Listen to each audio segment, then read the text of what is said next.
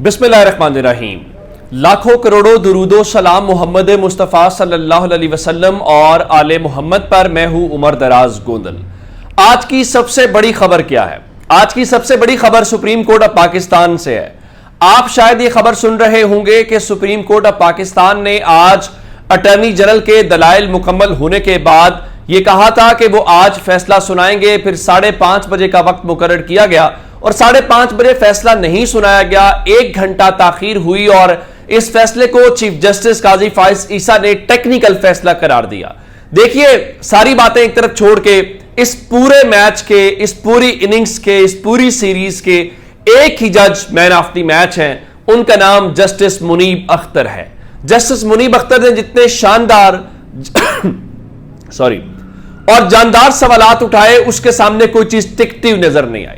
अब एक खबर तो यह है कि सुप्रीम कोर्ट ऑफ पाकिस्तान ने 10-5 की अक्सरियत के साथ प्रैक्टिस एंड प्रोसीजर एक्ट को आइन और कानून के मुताबिक करार दिया है और उसके खिलाफ जितनी भी दरखास्तें हैं उनको खारिज कर दिया है। आप जानते हैं कि जस्टिस उमर अता बंदयाल साहब के दौर में एक फैसला हुआ था और उस फैसले के अंदर 8 जजेस ने एक हुक्म इम्तना जारी किया था, लेकिन आज 10-5 की अक्सरियत के साथ इस कानून को तो बरकरार रखा गया है। लेकिन असल कहानी हुई है नवाज शरीफ के साथ और असल कहानी हुई है जहांगीर खान तरीन के साथ। अब आप कहेंगे कैसे? चूंकि नवाज शरीफ आज लंदन से बाकायदा रवाना हो चुके हैं और जब ये वीडियो आप देख रहे हैं तो वो अपने एवन फील्ड से हेथ्रो एयरपोर्ट रवाना हो चुके हैं, जहां से बल्कि पहुंच चुके हैं और वहां से उन्होंने सऊदी अरब के लिए जाना है और सऊदी अरब से अबू धाबी, दुबई और उसके बाद उन्हें पाकिस्तान आना है। लेकिन आज जस्टिस काजी फाइज ईसा की सुप्रीम कोर्ट ने, जस्टिस काजी फाइज ईसा की इस अदालत उज़्मा ने नवाज शरीफ और जहांगीर खान तरीन पर अमली तौर पर एक गर्म देगचा उलट दिया है। यह बात दुरुस्त है कि यह कानून बरकरार रखा गया है जिसके अंदर अपील का हक दिया गया है, लेकिन क्या अपील का हक माजी के फैसलों के ऊपर भी आएगा? माजी के ऊपर भी आएगा? यह असल सवाल था जिसकी बुनियाद के ऊपर नून लीग ने सारी कानून साजी की। उनका ख्याल यह था कि नवाज शरीफ के लिए वो रास्ता पैदा करेंगे और उस फैसले के खिलाफ अपील करेंगे और यूं नवाज शरीफ की नाअहली खत्म हो जाएगी और उनके लिए रास्ता खुल जाएगा। लेकिन आज सुप्रीम कोर्ट के 8 जजेस ने, 15 में से 8 जजेस ने, जिसमें काजी फाइज ईसा शामिल नहीं है, उन्होंने नवाज शरीफ और काजी फाइज ईसा, नवाज शरीफ और जहांगीर खान तरीन की तमाम उम्मीदों के ऊपर पानी फेर दिया है। उनके तमाम ख्वाब जो है वो चकनाचूर कर दिए। कैसे? आप कहेंगे कानून तो बरकरार रखा है, लेकिन टेक्निकली एक और फैसला दिया गया है और 8-7 की अक्सरियत के साथ सुप्रीम कोर्ट ने उस शिक को कल अदम करार दे दिया है और उस शिक को खत्म कर दिया है जिसके अंदर इस हवाले से किसी भी जो अपील का हक माजी के से देने की शिक कल अदम करार दे दी गई है। यानी जो फैसले हो चुके हैं, जो चीजें हो चुकी हैं, आप माजी से अगर अपील का हक देंगे तो इसका मतलब बहुत वाज़ेह है, किसी भी अज़खुद नोटिस को लेके, बाकी चीजों को लेके, कि एक लंबा पिंडोरा बॉक्स खुल जाएगा जिसका कोई इख्तिताम नहीं होगा, फिर पाकिस्तान बनने से लेके अब तक तमाम फैसलों के ऊपर।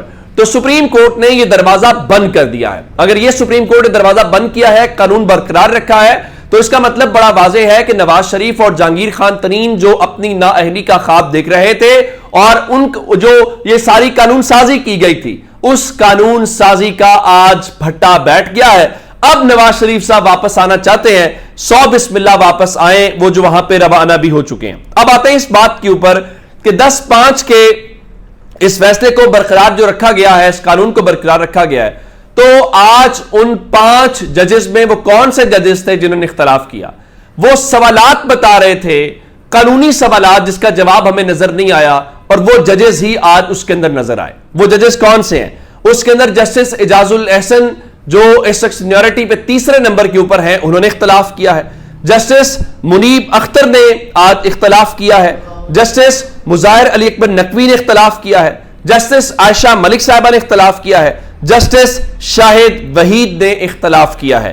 ये 5 वो जजेस हैं जिन्होंने कहा है कि पार्लियामेंट को इस सिलसिले में सुप्रीम कोर्ट के अंदरूनी رولز بنانے کا کوئی اختیار حاصل نہیں ہے. یہ کام سپریم کورٹ خود کر سکتی ہے اور ان کے مطابق اگر یہ رستہ کھل گیا تو آئندہ یہ دروازہ کسی طور پہ بند نہیں ہو سکے گا. اب اس کا مطلب بہت واضح ہے کہ جناب اب پاکستان کے اندر 3 جو ججز ہیں وہ بینچ بنایا کریں گے, لیکن اب بھی بڑے, جس طرح یحییٰ افریدی صاحب نے کہا تھا کہ آپ کا کام اپیل کی حد تک تھا, آپ وہ کرتے, لیکن کون سا جج کہاں پہ جائے گا اس کا کسی کو کوئی پتا نہیں ہے. یعنی ایک بینچ تو بن جائے گا, لیکن کون سا کیس کس بینچ کے سامنے بنے گا اس حوالے سے کوئی اس قانون کے اندر نہیں ہے. اگر وہ سپریم کورٹ نے خود ہی طے کرنا ہے تو پھر آپ نے یہ سارا اہتمام کیوں کیا ہے؟ ظاہر ہے اس سوال کا جواب کسی کے پاس ابھی نہیں ہے. اب نواز شریف واپس آ رہے ہیں, لیکن نواز شریف کے الیکشن لڑنے کا راستہ تو بند ہو گیا. الیکشن آپ کیسے لڑیں گے؟ آپ کی نااہلی تو اپنی جگہ کے اوپر برقرار ہے, آپ جو مرضی کرتے رہیں, اور اس کا مطلب ہے یہ تو پھر عمران خان کی جیت ہے, اور عمران خان تو اس کیس میں کسی طور پہ بھی پیچھے ہمیں ہٹتے ہوئے دکھائی نہیں دے رہے. اب میں آپ کو بتانا یہ چاہتا ہوں کہ نواز شریف واپس تو آ رہے ہیں اور مسلم لیگ نون جو ہے وہ پلانز بھی بناتی ہوئی دکھائی دے رہی ہے. آج میں پتہ چلا ہے کہ 2 پلانز بنائے گئے ہیں. ایک پلان یہ ہے کہ نواز شریف کو ایئرپورٹ سے ہیلی کاپٹر کے ذریعے جو ہے وہ لایا جائے. ایک تو ہر چیز میں عمران خان کی کاپی کرنا بہت ضروری ہوتا ہے, چلیں بالکل ٹھیک ہے. دوسرے نمبر کے اوپر پلان بی یہ ہے کہ سڑک کے راستے مال روڈ ہو یا رنگ روڈ ہو اس کے ذریعے نواز شریف کو جلسہ گاہ پہنچایا جائے, اور 3 منزلہ جو سٹیج ہے وہ تیار کیا جائے گا. ظاہر ہے سب سے اوپر جو ہے وہ نواز شریف, ان کی صاحبزادی اور ان کا خاندان ہوگا, اور باقی لوگ جو ہیں وہ بعد میں آئیں گے. لیکن اصل بات یہ ہے کہ آج ایک لاہور ماڈل ٹاؤن کے اندر ملاقات بھی ہوئی ہے, اور وہ ملاقات پارٹی کے صدر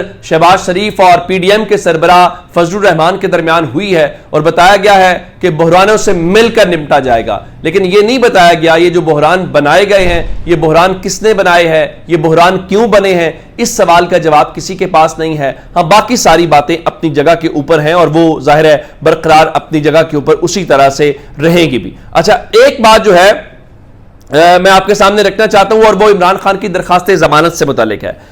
سائفر والے معاملے کے اوپر عمران خان کی آپ جانتے ہیں سماعت جس کے اوپر جسٹس عامر فاروق کہہ چکے ہیں کہ وہ اوپن کورٹ کے اندر ہوگی, لیکن ان کا اگر کسی موقع کے اوپر ایسا لگے تو آپ اس کو ان کیمرہ کرنے کے حوالے سے اپنی درخواست دے سکتے ہیں. تو عمران خان کی کل جو درخواست ضمانت ہے اس کے اوپر کل جسٹس عامر فاروق کی عدالت کے اندر ہوگا, جس کے اوپر جو ایف آئی اے کے اسپیشل پروسیکیوٹرز ہیں وہ بھی دلائل دیں گے, اور عمران خان کے وکلاء جو ہیں وہ دلائل دیں گے. اب وکیل سلمان صفدر جو ہیں انہوں نے کل اب دلائل دینے ہیں, چونکہ ان کے دلائل ابھی تک مکمل نہیں ہوئے, جس کے بعد ایف آئی اے کے جو اسپیشل پروسیکیوٹرز ہیں یہ ان کی ذمہ داری ہوگی کہ وہ عمران خان کی ضمانت کی کس طریقے سے مخالفت کرتے ہیں. اچھا ایک بات آپ کو اور بتانا چاہتا ہوں, آج الیکشن کمیشن پاکستان نے سیاسی جماعتوں کے جو مختلف نمائندے ہیں ان کو ضابطہ اخلاق کی تیاری کے حوالے سے بلا رکھا تھا, جس کے اندر پیپلز پارٹی بھی شامل تھی, مسلم لیگ نون بھی شامل تھی, اور تحریک انصاف بھی شامل تھی. پاکستان تحریک انصاف کی جانب سے بیرسٹر علی ظفر اور بابر آبان جو ہیں وہ آج وہاں پہ گئے اور انتخابی ضابطہ اخلاق کو فائنل کرنے کے حوالے سے انہوں نے اپنی تجویز دی. بڑا دلچسپ جواب دیا بابر آبان نے. ان کا الیکشن کمیشن سے ہم نے کہا ہے ہمیں بس فیلڈ دے دیں, ہمیں بس میدان میں فیلڈ میں جانے کا موقع دے دیں.